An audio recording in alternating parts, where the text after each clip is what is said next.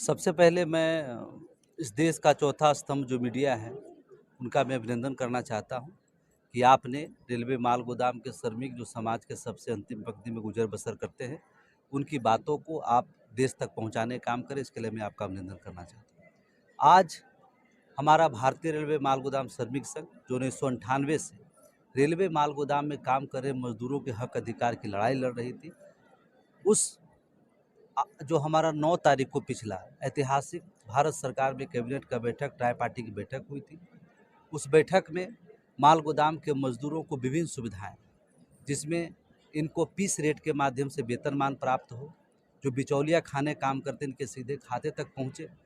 इनको मेडिकल की सुविधा प्राप्त हो, इनको रेलवे पास की सुविधा प्राप्त हो, इनको सामाजिक सुरक्षा का सभी लाभ हो, इनको पेंशन की सुविधा प्राप्त हो। ऐसे तमाम जो उससे पहले हम सभी लोग रेलवे माल गोदाम के मजदूरों को भारत सरकार द्वारा कोई पहचान नहीं था। इस श्रम पोर्टल में हमारी संगठन ने दूसरी ट्राई पार्टी की बैठक जब की थी, तो इस श्रम पोर्टल में रेलवे माल गोदाम श्रमिकों के लिए एक विशेष पोर्ट का व्यवस्था किया गया, इनका क्वेश्चन को जोड़ा गया और उसके तहत पूरे भारत में रेलवे माल गोदाम के मजदूरों को रजिस्ट्रेशन किया गया। और हमारे संगठन का जो QR कार्ड है, जिसको 2017 में इस देश का रेल राज्य मंत्री राजेंद्र गोहन जी ने असम की धरती पर मजदूरों को समर्पित किए थे, उन दोनों के साथ मिल करके हम लोग डाटाबेस कंप्लीट करने का काम किए हैं। हम प्रत्येक माल गोदाम पर जहां हमारा जो मालवाहक है, क्योंकि मालवाहक ही रेलवे का एक तरह से आप कह सकते हैं नियोक्ता है, जो माल भाड़े दे करके रेलवे को लगभग पूरी आमदनी में से लगभग 67% देने का काम करता है। हम प्रत्येक माल गोदाम पर जहां हमारा जो मालवाहक है, क्योंकि मालवाहक ही रेलवे का एक तरह से आप कह सकते हैं नियोक्ता है, जो माल भाड़े दे करके रेलवे को लगभग पूरी आमदनी में से लगभग 67% देने का काम करता है। उसको शाम के समय रेक आ जाता है, कोई लेबर मैनेजमेंट सिस्टम नहीं है, उनके लिए कोई इंफ्रास्ट्रक्चर नहीं है, जो इस बैठक में उस विषय पर फोकस किया गया है। हम जिस समय BK त्रिपाठी जी चेयरमैन थे रेलवे बोर्ड के, उस समय लगभग 14,000 करोड़ रुपया हमने ही मांग किया था, लगातार उनसे मिल करके लगभग 14 से 15,000 करोड़ रुपया सभी भारत के सभी GM जो हमारा 17 GM है सबको भेजने का काम किया, इस सारा इंफ्रास्ट्रक्चर तैयार करने।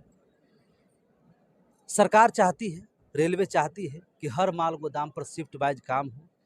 24 घंटा रेक चले, वहाँ पर काम हो, उसमें हमारा मजदूर हम सभी लोग सरकार के साथ हैं। चाहती है, रेलवे चाहती है कि हर माल गोदाम पर शिफ्ट वाइज काम हो, 24 घंटा रेक चले, वहाँ पर काम हो, उसमें हमारा मजदूर हम सभी लोग सरकार के साथ हैं। उसमें हम जो इंफ्रास्ट्रक्चर कमी थी उस विषय को मैंने रखा है और उसमें बहुत सा जगह बन भी गया है, कहीं टेंडर हो रहा है, ये सब काम भी है। मालवाहक को हम किसी भी प्रकार से उनको डैमेज नहीं लगने देंगे, जो हमेशा लगता है। वेटिंग चार्ज लगता है, वहाँ जो लेबर मैनेजमेंट सिस्टम नहीं होने के कारण जो कहीं कहीं असामाजिक तत्व का कब्जा रहता है, जो मजदूरों को भी प्रताड़ित करता है और मालवाहकों को भी प्रताड़ित करता है, ये समस्या से पूरी तरह समाधान निकलेगा। आज इस कार्यक्रम में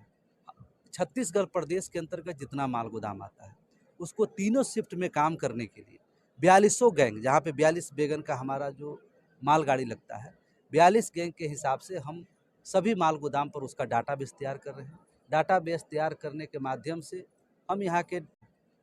छत्तीसगढ़ प्रदेश के अंतर्गत जितना माल गोदाम आता है, उसको तीनों शिफ्ट में काम करने के लिए 4200 गैंग, जहाँ पे 42 वैगन का हमारा जो मालगाड़ी लगता है, 42 गैंग के हिसाब से हम सभी माल गोदाम पर उसका डाटाबेस तैयार कर रहे हैं। डाटाबेस तैयार करने के माध्यम से हम यहाँ के सेंट्रल के deputy chief labour commissioner,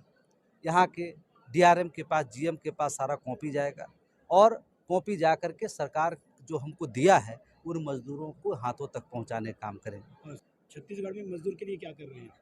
Chhattisgarh मजदूर नहीं, पूरे हिंदुस्तान के मजदूरों को ये प्राप्त हुआ है। सर, ये ठेका प्रथा चल रहा है, इसके बारे में क्या विचार रखते हैं? ठेका प्रथा जहाँ पर सालों भर काम करने की व्यवस्था हो, जिसके बिना काम नहीं हो सकता हो, वहाँ पर ठेका प्रथा से काम नहीं चलेगा। वहाँ पर रेगुलर बेसिस पर काम करना हो। यही ठेका प्रथा समाप्त कर करके और इसके लिए बोर्ड का गठन किया जा रहा है, जिसमें मजदूरों के साथ अन्याय जो हो रहा है वो अन्याय न हो, उसको के साथ अन्याय जो हो रहा है वो अन्याय न हो, उसको पीसी रेट के हिसाब से उसके खाते में सीधे पैसा पहुँचे। लेबर मैनेजमेंट सिस्टम बहाल हो, जैसे कि एफसीआई में है, जिस तरह कोयला खदान में है, जिस तरह पार्सल पोर्टर में व्यवस्था है, वही व्यवस्था अब माल गोदाम में भी लागू हो रहा है। अभी आपने देखा होगा, विगत 2-3 दिन पहले भारतीय रेल में बदलाव करने के लिए विधेयक जो है लोकसभा में प्रस्तुत हुआ है और दोनों सदन से वो पास भी हो गया है। सरकार भी चाह रही है कि जहाँ-जहाँ लूप होल से जहाँ-जहाँ कमी है भारतीय रेल में, उसको हम ठीक करके काम करें। लेबर मैनेजमेंट सिस्टम बहाल होगा, मजदूरों को अस्थायी तौर पर काम मिलेगा, उनको एक जिम्मेवारी मिलेगी, उसमें सरकार का दखल होगा, तो पूरी तरह से आज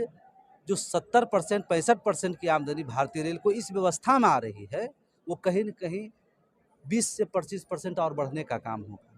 अभी 5 साल में रिकॉर्ड में दिखा गया है कि कभी 10 कंसाइनर थे, इस व्यवस्था को नहीं मिलने के कारण वो रोड ट्रांसपोर्ट की तरफ मूव कर गए, रेल से माल मंगाना बंद कर हो रहा है। इन सभी समस्याओं को समाधान के लिए हम 2021 से लेकर के 24 तक सरकार को हर एक बिंदु से अवगत हमने कराया, चाहे बोर्ड के चेयरमैन हों, देश के सभी महाप्रबंधक हो, सभी देश के मंडल प्रबंधक हो, रेल मंत्री महोदय हों, हमने प्रधानमंत्री के समेत ज्ञापन भेजा, हमने देश के सभी मंत्री को अपने सभा में बुला के अवगत कराया, तब जाकर के नतीजा हमारे सामने उपस्थित हुआ। और आप कह सकते हैं कि अब रेलवे माल गोदाम के मजदूरों को अस्थायी तौर पर उसकी सभी समस्या का समाधान बनेगा और उनके जीवन में एक नया सवेरा भी उदय होने का काम है। मैं भारतीय रेलवे माल गोदाम श्रमिक संघ का राष्ट्रीय प्रभारी हूँ, मेरा नाम मनोरंजन कुमार है और मैं विशेष करके भारत सरकार में रेलवे माल गोदाम के मजदूरों की समस्याओं को निदान के लिए उसका नीति